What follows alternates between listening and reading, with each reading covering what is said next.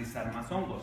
En este caso teníamos los ornamentales, los alimenticios, los separaban en venenosos, alucinógenos, pero también lo importante eran medicinales y patógenos. Ya sabemos que como en todas las clasificaciones, pues necesitamos una taxonomía que sea útil para todos. En un inicio de los hongos se habían incluido dentro de las plantas de reino planta, pero vio que no tenían fotosíntesis, entonces no podían estar en esa clasificación. Después Haeckel en 1886 separó dos grandes grupos, protistas inferiores y protistas superiores, pero después ¿sí? vinieron a modificarse en reino Monera y los empezaron a separar en el 69 con el reino de fungi. Pero la más aceptada va a ser la de Hendrich en el 2002, que propuso 7 reinos basados en los procariotas y en los eucariotas, que tenemos 2 en los procariotas y 5 en los eucariotas. Sabemos que los orígenes de los seres vivos en un ancestro común eran procariotas, y después hubo una endosimbiosis donde la mitocondria fue incluida dentro de estas células y pasaron entonces a adquirir características donde teníamos organelos membranosos. En esos 3 dominios, que sabemos que estos 2 reinos van a ser procariotas, el Eubacteria y Arqueobacteria, tenemos el Eukarya, donde tenemos los 5 reinos, que son los protistas, monera, plantas, fungi y animales. ¿Sí? Ya sabemos que estas 2 principales, que son procariotas, con los eucariotas, la característica más importante es su envoltura nuclear y la presencia de organelos membranosos entre ellos. De aquí vamos entonces, de los eukarya, vamos a enfocarnos nosotros en el reino fungi. Va a ser este mismo, el reino fungi nos vamos a enfocar. Los reinos fungi o los hongos van a ser organismos eucariotas, multicelulares en su mayoría, aunque va a haber muy pocos que tenemos unicelulares. La participación de ellos va a ser básicamente cuando vamos a encontrar en la descomposición de la materia ¿sí? orgánica, son heterotróficos y su pared va a ser diferente al de las plantas. Doctor, ¿qué es heterotrófico? ¿Qué es heterotrófico? Que se alimenta de otra cosa. Las generalidades de esto ya sabemos que entonces son eucariotas, tienen una membrana celular, una membrana nuclear bien definida, tienen organelos membranosos, pero una característica importante es que en su membrana plasmática vamos a tener gran cantidad de esteroles, en especial el gosterol, ¿sí? Y eso va a ser importante porque algunos fungistáticos o fungicidas van a actuar sobre estos esteroles. Su pared celular tiene una membrana celular, luego tiene una pared celular, puede tener una pared celular hacia la parte externa, y básicamente su pared celular está formada por quitina, por celulosa, glucanas y mananas y algunos glucopéptidos. Estos le van a dar rigidez a la pared celular y también tiene propiedades antigénicas. Y la mayoría van a ser aerobios, se reproducen. Aquí la importancia va a venir en la reproducción. Va a ser por esporas, pero tenemos reproducción sexual y reproducción asexual. Otro mecanismo importante en ellos va a ser el pollen sensing. Esto va a ser a través del farnesol. Por ejemplo, Candida albicans, ¿sí? A través del farnesol puede lograr que disminuya la patogenicidad de Pseudomonas al disminuir la producción de tiocianina, o puede hacer más susceptibles a las bacterias antibacterianos, o puede también definitivamente detener el crecimiento de Acinetobacter, por ejemplo. Entonces, ellos al llegar a cierta cantidad ya saben que se empiezan a comunicar entre sí y pueden favorecer incrementando o disminuyendo la acción de fármacos o de las mismas bacterias que las están rodeando. ¿Qué dijimos? Pared celular. Tengo mi membrana celular, que tiene el costerol, luego tiene mi pared celular, que básicamente la tenemos con la quitina, que es pregunta de examen, igual que los artrópodos, y pueden tener alguna cápsula también, algunos de ellos tienen cápsula. Entonces, esto también va a ser importante porque les va a conferir más patogenicidad. Muy bien. Yo la voy a subir Celina, esta presentación. Por favor. ¿Sí le va a subir uno? Sí, yo la voy a subir para que ya saben estudiar ustedes. Ok, entonces, vamos a ver. También vimos membrana celular, vimos pared celular, pueden tener cápsula, y dentro de sus organelos internos pues tenemos mitocondrias, aparato de Golgi, citoesqueleto. Aquí el citoesqueleto es importante porque ya sabemos que están formados por microtúbulos y tenemos tubulina para su formación.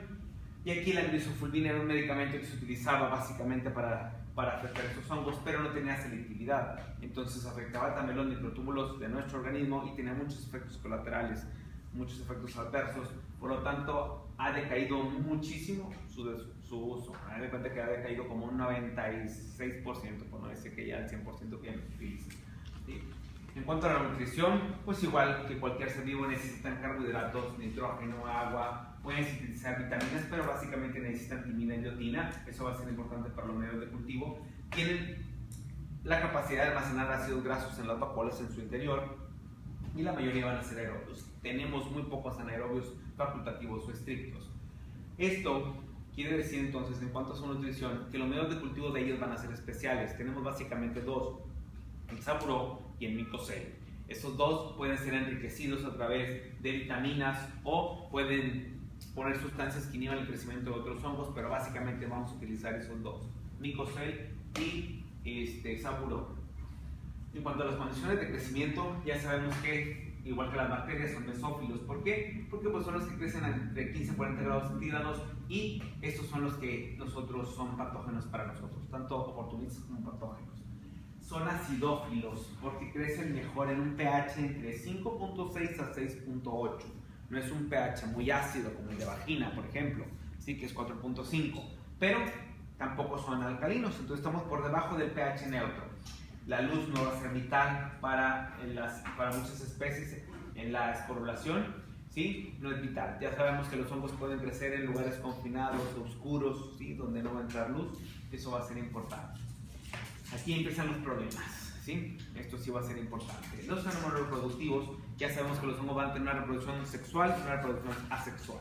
Si es asexual, va a ser básicamente por mitosis. Y si es sexual, la conjugación de ese material genético puede ser dado por tres fenómenos: por plasmogamia, donde se unen los protoplasmas, o por caiogamia, donde se juntan los protoplasmas y luego su núcleo también, y luego forman un huevo cigoto y se divide por meiosis, ¿sí? Entonces, esas van a ser las formas en las cuales pueden intercambiar su material genético y darnos una célula que se va a dividir por meiosis. Es importante remarcar que la mayoría de los hongos sexuados llevan a cabo estos procesos, mientras que los asexuados se reproducen por mitosis. ¿Protoplasmas? No hay citoplasmas. Tu citoplasma. Ajá, pero no un protoplasma era también lo que viene en la bacteria. Sí, No es pero estaríamos hablando más que todo básicamente de su citoplasma. De lo que sería el citoplasma, ¿no? El equivalente. Pero todos los hongos tienen un núcleo, ¿no? Así, sí, pues me lo cargas. Yo de que... Estoy mal. ¿Se dormiste? Ahora, esta forma de reproducción sexual la vamos a llevar a cabo, ¿sí? Van a comprender tres mecanismos. Una fue nada más cómo se aproximaban su citoplasma o con el núcleo y luego formaban y se dividían, ¿sí? Pero, dependiendo del tipo de reproducción sexual, ya sea que lleven cualquiera de estos tres fenómenos, ¿sí? Vamos a tener tres tipos de reproducción sexual en los hongos. Una que le vamos a llamar ascosporas, otra va a ser basidiosporas y otra va a ser cigosporas. Mientras que en la reproducción asexual vamos a tener por conillos, que van a tener de diferente origen tálico, ¿no? O por angiosporas, ¿sí? Vamos a empezar por la fase sexual, por ascosporas. En las ascosporas, es lo mismo ya dijimos, pero aquí vamos. En las ascosporas, ¿sí? Teníamos dos células que juntaron su citoplasma, luego juntaron su núcleo y me van a dar dos células que se separaron. Y la única particularidad es que estos van a estar dentro de un saco que se llama asca, por eso se llama ascosporas. Aquí tengo dos, luego voy a tener 4, luego voy a tener 8, pero están dentro de un saco llamado asca, ¿sí? O de una cubierta llamado asca. Dependiendo de la forma de la cubierta, los vamos a clasificar en cleistotecio, peritesio, apotecio y gimnotecio, dependiendo del asca que lo rodea, ¿sí? O cómo está, o que lo está deteniendo. Entonces, este es un tipo de reproducción asexual. Obviamente, estos hongos que tienen ese tipo de reproducción sexual, pues los vamos a incluir en el grupo de ascomicetos, ¿sí? Entonces, vamos con ascosporas, que están por ascas, que están en un saco. Las siguientes son las basidiosporas. Las basidiosporas van a ser propias de las setas o de los hongos microscópicos. Son unicelulares y haploides y se forman en una bolsa que le vamos a llamar basidio. Quiere decir que va creciendo, por esto estas setas se forman así, ¿sí? Y la parte más distal de ellas, esta va a ser el basidio. Aquí es donde está ocurriendo la reproducción. Y empiezan a formar las esporas, a salir del último, van a empezar a salir de esta forma, ¿sí? Que era lo que les daba la forma de setas a esto.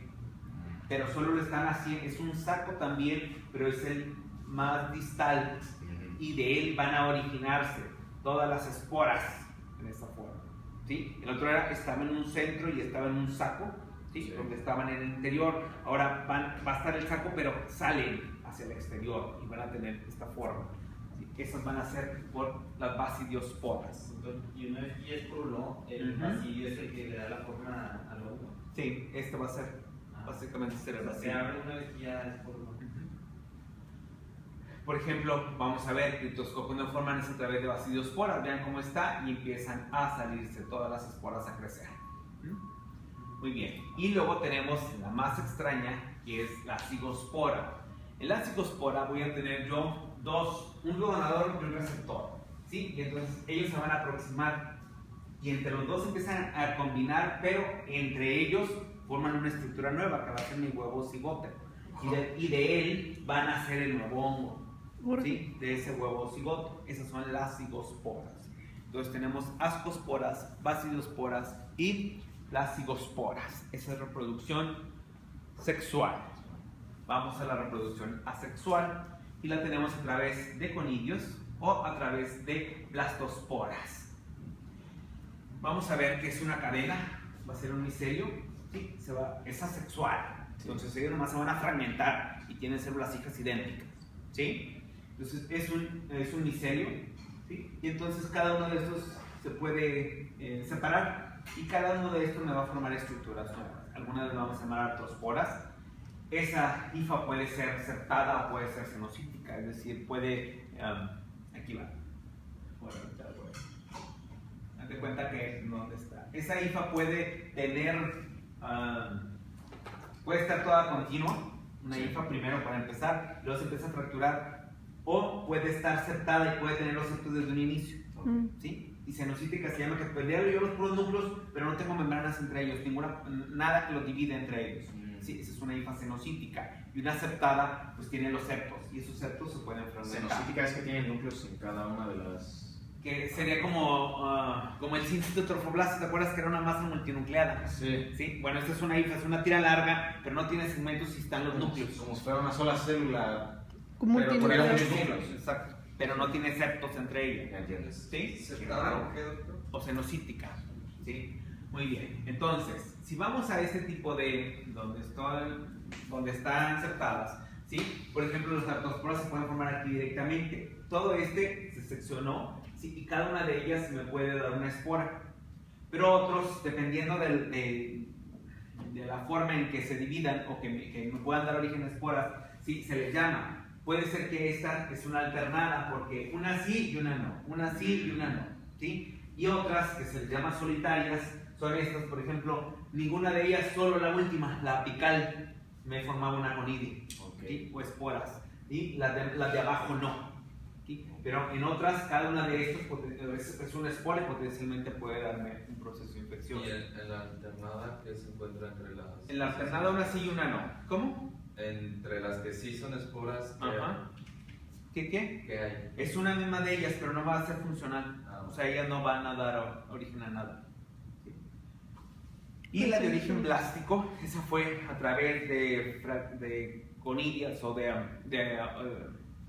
fragmentos del micelio, ¿sí? O esta puede ser de origen blástico, que nacen, la expresión como chichones, ¿sí? Van saliendo, van gemando, ¿sí? Y entonces de ella se origina como un bracito, una gemación y sale y ya formó una espora nueva, ¿sí? Entonces esta no es como la hifa que se fragmentaba y cada uno me puede dar, ¿sí? Esporas. Esta lo que va a hacer es un origen blástico, donde va a formar como un nopal. Sí, va a dar bracitos cada Sí, uno. va a dar bracitos y cada uno de esos ya es una espora. ¿Sí? Como Muy un bien. fractal. ¿Mande? Como un fractal. Sí. Entonces vemos aquí como tenemos, por ejemplo, esporas por conidias, aquí la estamos viendo, ¿sí? Las que mencionamos ahorita, cómo se fragmentaban o no, de origen blástico, podemos tenerla. Y hay una especial que se llaman endoesporas, que van a estar las esporas, pero en el interior todas las rueditas, y eso se llaman endoesporas, pero serían de origen blástico, pero quedaron como endoesporas en el interior. Uno de esos hongos pueden tener estructura especializada. ¿sí? Y cambia de nombre. Eso no lo vamos a ver, pero que sepan que tiene estructura especializada. Por ejemplo, hay unos muy padres, unas microconillas que tienen esta forma que es como si fuera una florero, ¿sí? Y a eso se le llama fiálides, ¿sí? Otros van a tener, por ejemplo, una métalo, ¿sí? Vean cómo tiene esta disposición. Otras se les llama esto esterigmas, todo lo de alrededor. Tiene una vesícula de esterigmas todo alrededor. Al final de cuentas, las esporas yo las tengo acá, pero la base de ellos tiene una estructura especializada que en algunos de ellos va a tener nombre. Eso no es necesario aprenderlo. Ahí están, por ejemplo. ¿Sí? Muy bien. Ahora, vamos a empezar la clasificación. Ese fue el tipo de reproducción, sexual a sexual. Ahora, en cuanto a la clasificación, en cuanto a su crecimiento, los podemos dividir en dos grandes grupos, que van a ser levaduras o que van a ser mohos. Si son levaduras, van a ser unicelulares y producen colonias redondeadas, pálidas, que se reproducen por gemación, básicamente. Y sus hijas forman pseudohifas, es decir, no es una hifa, no es una hilera. Exacto. Era el chichón que decíamos que salía, entonces se puede alargar ese chichón y pareciera una hifa, pero no es una hifa, es una célula nada más elongada, ¿sí? Que pareciera como si fuera lineal, y eso se le llama pseudohifas, ¿sí? Estas van a ser las levaduras, mientras que los mohos, eso sí, nos van a formar hifas que se alargan, y luego el conjunto de hifas nos forman micelio, es todo lo que vamos a ver filamentoso. Por eso las colonias las vamos a ver filamentosas, mientras que las otras vamos a ver redondeadas en el cultivo. Muy bien, aquí estaban los de las hifas cenocíticas, vean, aquí están, no tienen separaciones entre sí o septadas que van a estar ahí. Y estas van a ser las del origen blástico. Ok, entonces el micelio ya dijimos que es un conjunto de filamentos y vamos a tener hongos en los cuales vamos a ver ese conjunto de filamentos. Ustedes ven si abren un pan que se aparecieron hongos en su superficie, van a ver puros filamentos, ¿sí? Entre sí vamos a ver esos filamentos, y eso mismo podemos ver en las muestras, en las lesiones en el humano, en el cuerpo. Si se fijan, tiene una escama muy fina que realmente son pequeños filamentos del hongo que van a estar en la superficie, y al final de cuentas, si lo revisamos, pues vamos a ver aquí las hifas en ellos. Por eso se le menciona como origen micelial o filamentoso, porque realmente esto es lo que vamos a ver, son los filamentos que están formando hifas verdaderas. Muy bien, este es el micelio septado cenocítico, es lo mismo, y esto es por blastosporas. ¿Sí? Vean cómo puede ser, esta es una hifa cenocítica, y tú puedes decir, este también es una hifa, pero no, va a ser una pseudohifa. En algunos de ellos lo vemos si este fuera una blastospora, porque puede crecer esta parte. Entonces, esta es una hifa verdadera, no, sería una pseudohifa en caso de que fuera por blastulación o por blastospora que vaya creciendo. ¿Sí? Muy bien. Una característica importante de los hongos es que van a tener una forma de anillos concéntricos en cuanto a su crecimiento, donde los veamos. Van a tener halos claros y halos más oscuros, ¿sí? Y eso mismo lo vamos a ver en las colonias y también lo vamos a ver en las lesiones cutáneas del paciente. Vean cómo la parte interna está un poquito más clara que la parte externa. Para ustedes poder diferenciar por clínica que un paciente tiene una lesión por hongo, van a tener que ver en la superficie o en lo más externo, en el anillo externo, un borde activo, se le llama, y ustedes van a decir como médicos, tiene borde activo. ¿Tiene borde activo? Es un hongo, ¿sí?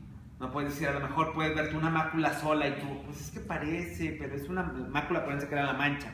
Una mácula que está ahí, pero si tiene borde activo, es hongo. El borde activo es que esté más oscuro, más rojizo, lo vamos a ver en la piel. El área que esté rojiza, tú vas a ver en forma de anillo concéntrico, lo puedes ver, y el anillo más externo, tú lo ves rojo, no es inflamación, nada más lo vamos a ver rojizo. Puede haber una mínima inflamación leve, pero tú lo vas a ver rojo, a la periferia, es un borde activo, eso es un hongo. Y un poquito más adentro está más claro. Va a estar más claro, hacia el centro. Pero eso que se debe para su forma de... Eso que se debe a los hongos van a tener esa disposición de estar creciendo en forma de anillos concéntricos, de que crecen bien, y luego en la siguiente no, como que se preparan para el siguiente crecimiento, y la otra vez, ¿sí? Y lo hacen en forma de anillos, ¿sí? Concéntricos. Ok. Los viejitos. Las levaduras, entonces, ¿sí? Vean cómo una levadura nació como por parte, como si fuera un chichón de aquí, y vean cómo pareciera una hifa, como esta, pero son pseudohifas, ¿sí? No es la hifa verdadera en el caso de las levaduras. Candida albicans, por ejemplo, es una levadura. Vean cómo se está formando, ¿sí? Y me forma pseudohifas. Hay un momento que ya me puede formar hifas verdaderas, pero cuando me forman clamidosporas, pero luego lo vamos a revisar. Ahora, otra característica importante que tienen los hongos es que algunos de ellos son dimórficos, es decir, tienen crecimiento tanto a 25 grados centígrados, que le llamamos in vitro, como a 37 grados centígrados. A esta fase le vamos a llamar micelial, que vean cómo la tenemos, y a esta fase le vamos a llamar levaduriforme, ¿sí? Eso va a ser muy importante.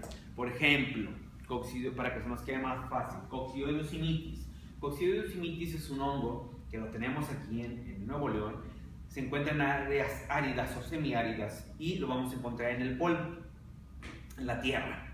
Si ustedes van a las zonas desérticas, como están, por ejemplo, Anáhuac, allá Lampazos, ¿sí? Anáhuac más que todo, que es más árido. Y alguien ha ido a Anáhuac, aquí allá por Colombia, Nuevo León, en esa zona, son las zonas áridas de Nuevo León. Y había un terregal de esos que estaban en Semana Santa, ¿sí? Y tú inhalaste, ¿sí? Esa tierra, porque pues, te llegó de repente. Ahí puede ir la fase micelial del hongo, que se va a llamar artrospora. Y una vez que entra la artrospora en nuestro cuerpo, ¿sí? Va a empezar a crecer y a diferenciarse y me va a formar estas estructuras que le vamos a llamar esférulas, que están llenas de endoesporas en su interior. Entonces yo te puedo preguntar en el examen, si usted está observando, tienes a un paciente que pueda tener coccidioides, ¿sí? Y le toma una muestra de esputo, ¿qué es lo que espera encontrar en esa muestra? Y te voy a poner artrosporas, te voy a poner esférulas, ¿sí? Tú tienes que saber que ese hongo tiene dos fases y que si está en nosotros crece a 37 grados centígrados. Va a ser una fase levaduriforme, aunque sepas que ese mismo hongo tiene una fase micelial cuando está afuera, ¿sí? Entonces, esos son los hongos dimórficos, que llamamos hongos dimórficos. De manera general, doctor, podríamos decir, o sea, que los miceliales es antes de que entren a nosotros.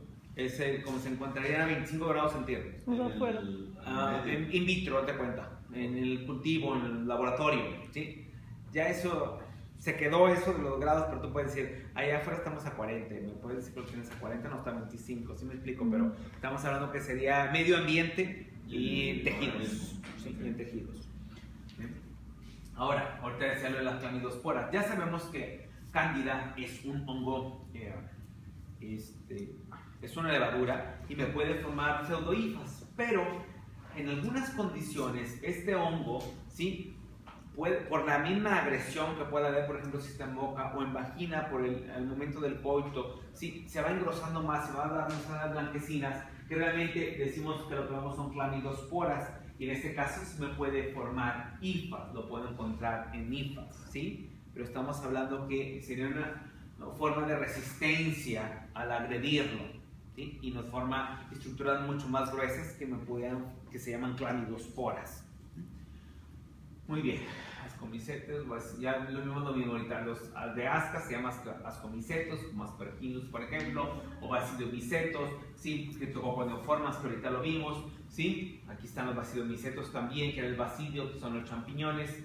Y entonces tenemos ascomicetos, basidomicetos, ¿sí? Y vamos a ver un tipo de hongos que no tienen una reproducción sexual, no se reconoce su fase sexual. Y a esos hongos les vamos a llamar deuteromicetos o fungi imperfecti, ¿sí? Y esos hongos fungi imperfecti, entonces vamos a tener varios géneros. Género piedra, vamos a tener Trichophytum con varias especies, Rubrum Metagrofitis. Tenemos el Epidermophytum, el más característico es Flocosum, Microsporum ardoani, ¿sí? Aucanis, ¿sí? Cada uno de ellos vamos a tener, ¿sí? Pero ellos no tienen una fase sexual conocida, no se les conoce, pero se llaman fungi imperfecti. Estos hongos son los primeros que ustedes van a empezar a hablar en la siguiente clase, porque son los que son los que llamamos dermatofitos, que me da la dermatoficosis, es decir, las tiñas, la unguium, la pedis, la canis, la cactis, ¿sí? Depende de dónde esté ese tipo de tiña que puedo tener. Y van a tener características importantes porque, por ejemplo, si me dicen Trichophytum, se les va a quedar más fácil. Si es tri, va a afectar a las tres estructuras de anexos, que va a ser pelo, piel y uña, por ejemplo, ¿sí? Y Y luego si te digo Microsporum, afecta solo pelo y piel, mientras que Dermophytum, piel y uñas, ¿sí? Entonces, te podemos preguntar eso de examen y decir, bueno, ¿cuál de los siguientes crees que sea una lesión en uña, por ejemplo, y vemos macroponidias o esto? Será, bueno, pues no puede ser esto, no puede ser lo otro, ¿sí? Pues somos un poquito diferentes, es rápido, es fácil, ¿sí? No es tan complicado. Es que son raros. Son Ese es el raros, problema. ¿sí? Ya vimos los dimórficos, ahí no vamos a perder tiempo, y entonces, pues, vemos el reino, su clasificación era por reproducción sexual, y los pues, no se conoce, que eran los fungi perfecti o deuteromicetos. Mientras que los que tienen una reproducción sexual, pues ya vimos que los poníamos en basidomicetos, ascomicetos o cigomicetos, que fue lo que vimos, ¿sí? Entonces, esa es la clasificación más importante. Por eso dije, el tipo de reproducción es lo importante aquí. Y entonces, ustedes van a empezar, pues estos son hongos fungi imperfecti, y luego ya vamos con estos, ¿sí? Muy bien. Ahora, los de importancia médica, ¿cuáles son realmente para nosotros? Pues los fungi imperfecti, que no se conocen, y todos los que tenemos en basidio, asco y cigomicetos que dan de reproducción sexual. Muy bien. Esto hace entonces, ustedes pueden decir, es que son raros, y son muchos, y cómo voy a aprender si es con asca, o que si es basidio, o que es imperfecto. Que... Para fines prácticos de la medicina, se van a dividir en 3 grandes grupos nada más, independientemente de la reproducción sexual o asexual. Ustedes los van a dividir en 3 grandes grupos, y van a ser hongos que afectan la superficie nada más de la piel, que antes se le llamaba exclusivamente tegumentarios, es nada más en la pura epidermis, ¿sí? Van a ser los superficiales, están limitados al estrato córneo y a la porción suprafolicular, no penetran los tejidos, no producen inflamación, son un borde activo alrededor, ¿sí? Y estos tenemos la piedra, blanca, negra, epiteliasis versicolum y todas las dermatofitosis que dijimos ahorita, todas las piñas. Son hongos superficiales, solo afectan la epidermis. La siguiente clasificación es micosis subcutáneas, ya van a la dermis o más abajo, ¿sí? No nada más la piel, van a la dermis y epidermis, y los hongos implicados habitualmente van a ser saprófitos del suelo y de las plantas. Y esto es muy importante, ¿por qué? Porque su puerta de entrada va a ser por inoculación traumática de material contaminado. Pueden ser astillas, pueden ser espinas, pueden ser objetos punzocortantes sucios, ¿sí? Llenos de tierra. Y entonces esto hace que a muchas de estas micosis les llamemos micosis de oficio, ¿sí? ¿Por qué? Porque solo lo voy a encontrar en el jardinero, o lo voy a encontrar en el horticultor, o lo vamos a encontrar en los que venden flores, donde las rosas se pinchan con las espinas, ¿sí? Entonces estas van a ser lesiones que van a estar en la dermis, y que algunas de ellas van a seguir trayectos linfáticos, por ejemplo. Entonces, pero antes a se las llamaba también micosis inicialmente tegumentarias, porque entraban por aquí, se pueden diseminar de repente otras estructuras o más profundas, pero entraban por la piel, ¿sí? Entonces unas eran exclusivas, que ahora son superficiales, las inicialmente, que ahora son subcutáneas, y el tercer rubro van a ser las micosis sistémicas, que antes se les llamaba secundariamente tegumentarias, es decir, entraban por otra vía, ¿sí? Y podían manifestarse en piel, y entonces a esas horas se les llama sistémicas, y la vía habitual, la mayoría de los porcentajes, va a ser vía respiratoria. A menudo a estas se les denomina también, estas sistémicas se les denomina endémicas, porque van a tener predilección en ciertas áreas. Por ejemplo, coccidioidomicosis se le llama también enfermedad del Valle del San Joaquín. Entonces le dicen, puedes tener tú enfermedad del Valle del San Joaquín, todos sabemos que es una coccidioidomicosis, porque son en lugares áridos, ¿sí? Donde se encontraron en la primera instancia, y por eso se llaman endémicas. Estos patógenos causan verdaderas enfermedades que producen una infección primaria en pulmón, y pueden diseminarse después a otros órganos o tejidos. A veces iban a piel, por eso las llamaba secundariamente tegumentarias. Entraban por otro lado y luego salían por piel. Los podemos ver en piel. Estas infecciones respiratorias pueden ser subagudas, pueden ser agudas, pueden ser severas o pueden ser crónicas. Y esto me lleva entonces a empezar con los diagnósticos diferenciales en cuanto a tuberculosis. Entonces ya saben, puede ser, puede ser una tuberculosis, entonces tengo que hacer una coccidioidomicosis, un diagnóstico diferencial con tuberculosis, o una histoplasmosis también. Entonces vamos a ir evaluando esto. Las micosis sistémicas, bueno, aquí se había dicho, ¿verdad? Las micosis subcutáneas son la cromoblastomicosis, Los esporotricosis son las más importantes. Y ¿te acuerdan del micetoma? ¿Qué de las bacterias que vimos causaban micetoma, Delina? Quiero que quede grabado eso ahí. Ah, no sé. ¿Cuál? ¿Qué Mycobacterium? No. ¿Cuál vimos micetomas? Que dijimos, esta bacteria causa micetomas, que causaban gránulos en las lesiones, en la piel, y tenían gránulos de color azufre, ¿sí? ¿Se acuerdan? ¿Se acuerdan cuando vimos nocardia brasilensis? Las nocardias, ¿sí? Las nocardias también me causaban micetomas, pero estos micetomas se les llama, los estos van a ser micetomas nocardiósicos, estos van a ser micetomas por hongos verdaderos, ¿sí? Entonces puedo tener un micetoma también por hongo verdadero. Y las sistémicas serían ¿cuál? Las que vamos a revisar aquí nada más van a ser coccidioidomicosis, histoplasmosis, paracoccidioidomicosis y la blastomicosis. Son las que vamos a revisar nosotros aquí.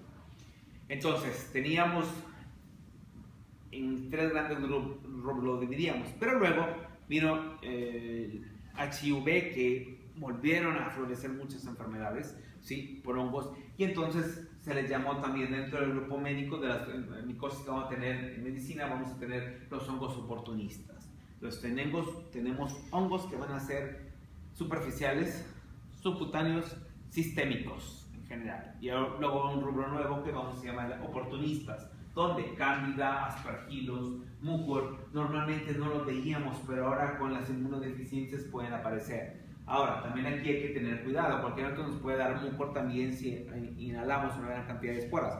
Por eso también les decimos, si ustedes están en un área oscura, confinada, y ven que hay hongos, dicen, voy a limpiar porque ahora hay mucha humedad, déjame quitarlo. Si hay un mucor ahí, se les va a ir por vía nasal, va a entrar por la lámina crevosa del etmoides y entra directamente, ¿sí? Por la crista gali va a entrar directamente a encéfalo, ¿sí? Y fue nada más la inhalación, lo único que hicieron fue haber inhalado ahí. Y entonces hay que tener cuidado con los mucos. Obviamente tenemos más cuidado en los pacientes que son diabéticos o un niño que tiene una inmunosupresión o que está en quimioterapia y tú vas a lugares donde estás cerrado y tú dices, es el hongo de las paredes, no pasa nada de la humedad, puede haber un muco por ahí, podemos tener problemas. El por eso de es los importante. trastes, por ejemplo, doctor. ¿El de los qué? El de los trastes. ¿Cuál? No sé, o sea, no sé cuál. Pero, o sea, a mí me pasó una vez de un plato tapado por un mes. Y estaba bien padre porque había como una región de puros hongos verdes. Y luego había unos amarillos, unos negros con manchas amarillas. Esos puede haber en esos son aspergilos, puede haber mucor, pero no necesariamente, pero son hongos del aire, se llama. Si nosotros dejamos una placa de Soborov aquí abierta, ¿sí? Unas 3, mientras estamos en la clase, luego la llevamos a un medio cultivo, van a crecer una infinidad. ¿Sí? Vamos a tener micelias, van a crecer muchos hongos de muchas características, de muchos colores y de todas las formas de colonias. Entonces, para que sepan que están los hongos en el aire, pero por eso se llama oportunista, porque tengo que tener yo algo que me predisponga a eso, ¿sí? A la infección. Y uno de los típicos de oportunistas, aparte de los que vimos de cándida, de mucor, sí, va a ser Cryptococcus. Cryptococcus es un hongo que se encuentra en las heces de las palomas, ¿sí? Y en condiciones normales pues no va a dar ningún problema, pero un paciente inmunosuprimido sí puede causar una meningitis fatal. Cryptococcus es de los hongos que son capsulados, que tienen una cápsula, ¿sí? Y que van a causar ahí gran problema.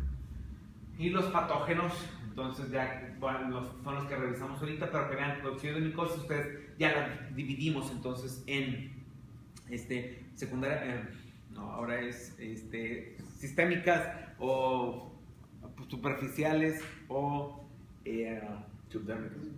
subcutáneas. Sí. Te digo porque uno se queda siempre casado con otra clasificación que luego la cambiaron y luego ya te van los nombres, pero es lo mismo.